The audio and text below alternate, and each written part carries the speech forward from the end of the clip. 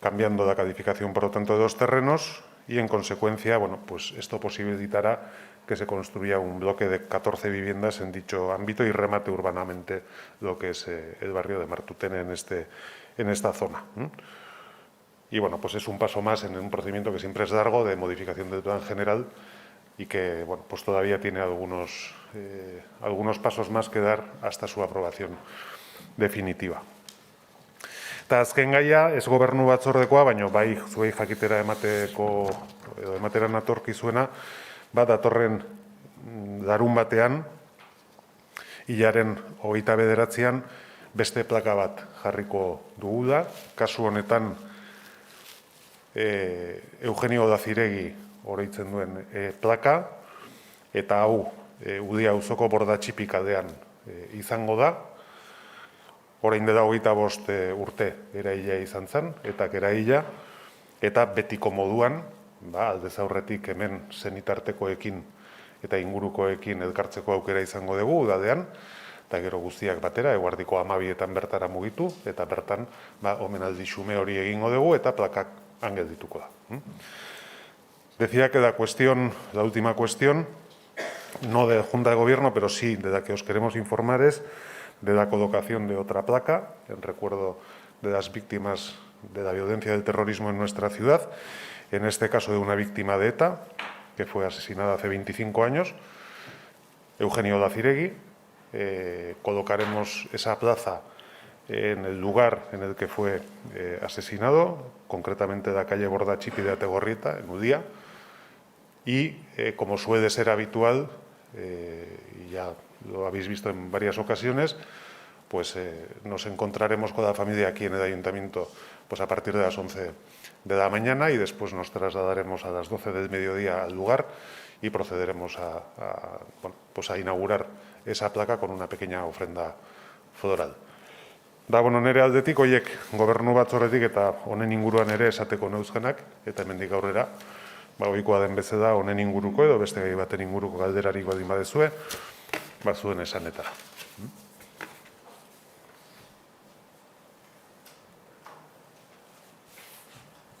Yo quería preguntar por los carnavales. Vale.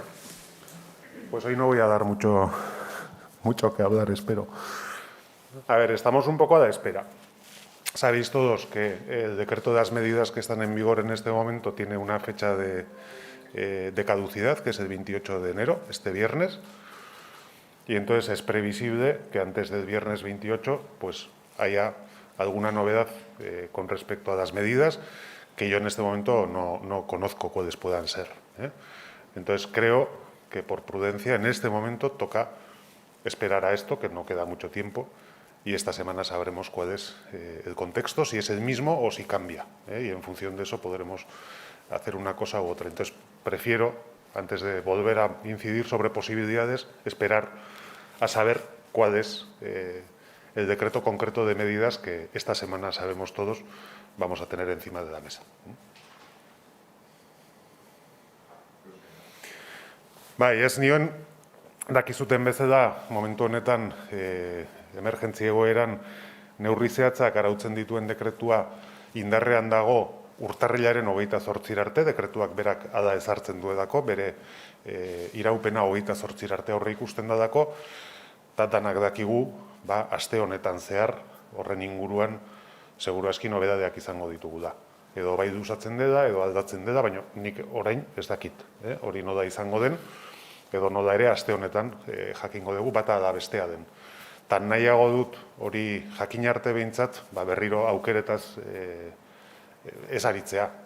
Azken finean, aste hau da, aste honetan jakingo dugu horrek zer dioen, eta horren arabera, orduan bai hitz egin izango dugu, zein aukera, zein alternatiba eta guzti horietaz, eta nik uste hobeda da hori etxoitea. Se podrían, bueno, ya sé que has dicho que no vas a decir, pero bueno, ¿se podrían atrasar como los caldereros y los Iñudes si la situación sanitaria sigue siendo mala? Bueno, pues esa es una posibilidad. Ya te he dicho, no quiero avanzar esas posibilidades hasta ver cuál es el marco exacto. Y además, como sé que lo vamos a saber ya, o sea, ya quiero decir esta semana, pues vuelvo a insistir. O sea, prefiero tener ese marco exacto para antes de entrar en distintas alternativas que son elucubraciones al final, ¿no? Sí, pero Tolosa ya ha suspendido. Donosti, en todo caso, no lo contempla por ahora. Y dale. Pero, a ver, primero, Tolosa y Donosti son muy diferentes. Los carnavales de Tolosa y de Donosti creo que son bastante diferentes. Entonces, yo siempre he defendido que las decisiones hay que tomarlas respetando las medidas que están en vigor en cada momento y contemplando la realidad del municipio en el que toca hacer eso. Entonces, pues creo que cada uno tenemos que hacer el análisis desde nuestra realidad y en este caso creo que también tendrá que ser así. Pero vuelvo a insistir que como esta semana vamos a saber cuál es el marco, pues sabido el marco es cuando mejor podremos hablar de todo esto. Ez nioen, Tolosaz galdetu diazu, eta esaten beti esan dut, eta beste gai batzuekin ere bai esan dut. Nik uste dut, udalerriek kontutan hartu behar deguna dela, une bakoitzean zein dan daukagun arautegia, zeintzuk diran, dauzkagun baldintzak, eta gero kontutan hartu hiri bakoitzaren errealitatea zein dan. Nolakoak diran hiri bakoitzean ekitaldi ezberdinak.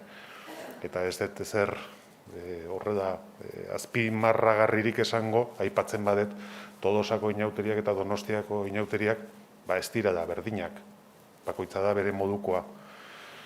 Eta orduan, herri bakoitzaren edo hiri bakoitzaren baldintzen arabera egin beharko dugu azterketa hori. Baina berriro diot, jakiten degunean markoa zein dan. Eta hori aste honetan jakingo dugu eta uste dut hobe dela hori jakin arte honetaz gehiegi ez aritzea. Eguneko gai batekin lotuta, Martuteneko gasolindegia gaur egun eremu hori pixka bat bizilagunak erabiltzen dute aparkatzeko kotxea eta beste, badago eperik zehatzki gutxi gora bera noizko botako duten gasolindegia, eremua?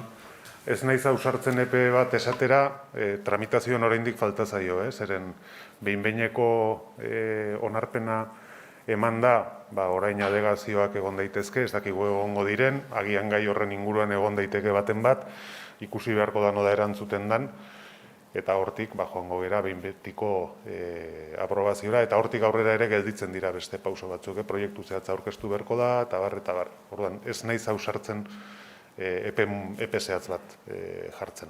Gero gainera, ekimen pribatu bat da, eta horrere beti gaude baldintzatuta, hori egin nahi duenak, noiz egin nahi duen, ez? Las sirenas, zerbait esan nahi duzu? Ez dakit. Bueno, bai egin nahiko nuke pixka bat, errepaso orokor bat zeren badirudi gai honen inguruan ari garela, ez, batez ere. Baina, bai aipatu nahi dut, badiabide hau, ate ireki badiabide hau, zirenan dagoena momentu honetan beste urte batzuetan beste leku batzuetan egon da, normalean abegi etxean egoten da, baina azkain bi urte hauetan danak dakigun egoeragatik mugitzen joan behar izan gera, aurrek urtean ugan izan gendun. Hau da, etxerik gabekoentzat udalak duen azken badiabidea. Zeren, honetaz ari gera, baina honen aurretik daude beste hainbat badiabide eta datu batzuk aipatzearren, Donostiako udalak urteko 375 egunetan 181 plaza dauzka, helburu honetara zuzenduak modu finkoan. Eta aipatu egingo dut, aipatu beharra dagoelako, gainera, Donostiako udala da momentu honetan, Gipuzkoako udalerri bakarra, legeak esartzen dituen zenbakiak betetzen dituena. Ez dago beste udalerririk. Eta jakin badakigu, Gipuzkoan, gainerantzean, 179 plaza falta direla jartzeko helburu honi begira. Beraz, nik uste hori aipatzea importantea dela. Fokoak nun kokatu behar diran ere garbi izan dezagun, denek dauzkagudako ardurak gai honei erantzun bat emateko orduan. Gainera, 2019tik aurrera, Donostiako udalak diru laguntza linea berezia jarri zituen abian, eta hoiei esker habitazioa bilatzeko aukera eskainiaz, eta hoiei esker 114 pertsonak 2021 urtean habitazioa eskuratu izan zuten laguntzan bitartez. Eta diodan bezala, galdetzen didazun hori, ate irekien zerbitzu hori, da protokolo baten arabera izotza dagoenean irikitzen den azken baliabidea. Eta ireki da, eta datuak emango ditut egun hauetan, izotz arriskua egon danean 7 gauetan. Eta hartatu dira, ez dizkizuetanak esango, datuak eskuragarri dira, baina zenbaki gutxiengoa izan da 37 pertsona urtarrilaren 14tik 15 bitartean, eta 60 pertsona gehiengoa 21tik 22 bitarteko gauean. Horiek dira datuak, eta beste egunetan beste zenbaki batzuk dira, horien artean dabiltzanak.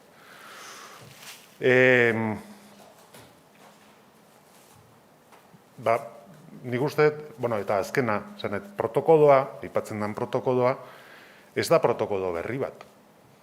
Protokolo hori da, udal honetan erabili den protokoloa gutxienez azken 10 urte hauetan, aipatzearren.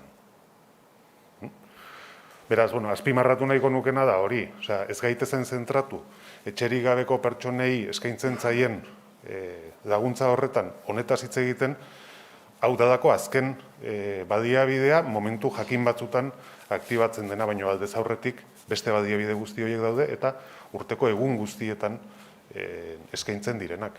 Eta berriro diot, eta ez diot legeari bakarri begiratu nahi, Zeren, nik uste hemen legea zaratago beste gauza batzuk daudela. Baina niretzako deigarria da, Gipuzkoan, Donostia biztanleen 27% izan da, dauden plazetan 181 eskaintzea, eta legea betetzea beraz, eta gainontzean 179 faltatzea. Zergatik ni dakida da, antzeko hotza egiten du Hernanin, Astigarragan edo Donostian.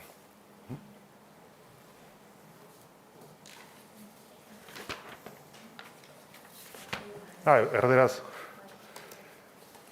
No, decía, sobre la cuestión que se me plantea, que es sobre un recurso que se activa en determinadas circunstancias para acoger a personas sin hogar cuando hay riesgo de dadas en la ciudad de San Sebastián, creo que es importante contextualizar, porque estamos centrándonos en esta cuestión, pero hay que decir que este es un recurso que es el último recurso de una serie de recursos que se destinan a este fin. Y en este momento, la ciudad de San Sebastián tiene 181 plazas en distintos recursos destinados a personas sin hogar que están activas los 365 días al año. Y que es, además, el único ayuntamiento de toda Guipúzcoa que cumple con lo establecido de la Ley de Servicios Sociales. Y que faltan en Guipúzcoa 179 plazas de estas características, pero no en el término municipal de San Sebastián. Y lo digo porque creo que hay que explicar las cosas en su contexto. Y Donostia es el 27% de la población de Guipúzcoa. Lo digo para que también lo tengamos en consideración. En el 2019, además, el Ayuntamiento de Donostia puso en marcha una línea especial de ayudas para que hubiera personas sin hogar que pudieran encontrar una habitación, alquilar una habitación. Y gracias a eso, en el año 2021, se dio respuesta a 114 personas también. Entonces, insisto, ese es el contexto. Y luego hay un recurso, que es el último recurso, que se activa cuando hay riesgo de dadas, que es el caso de la Sirena, que anteriormente era Beguietxea, pero que ahora no puede ser por todo lo que sabéis y las circunstancias y condicionantes que estamos viviendo, que el año pasado fue UVA, porque también teníamos la misma situación, y que, como digo, se activa cuando hay un riesgo de dada en el término municipal de San Sebastián. Esto se ha activado en los últimos días durante 7 noches y ha tenido una ocupación variable, desde la mínima de 37 personas a la máxima de 60 personas de la noche del 21 al 22. Y está activado desde el 16 de noviembre y seguirá estando activado hasta el 31 de marzo.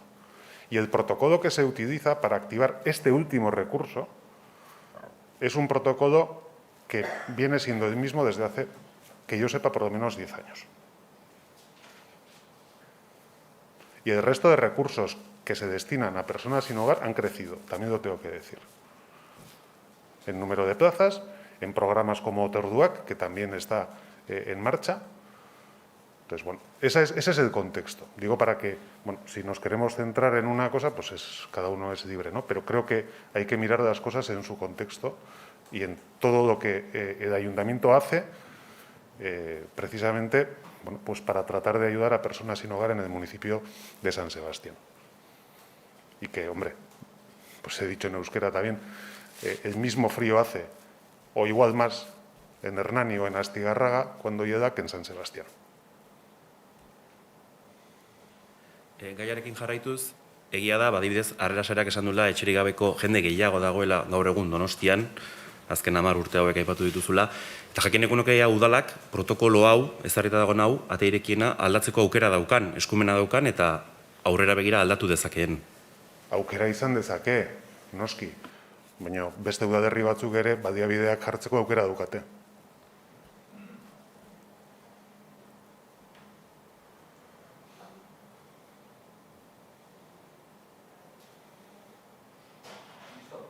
Vale.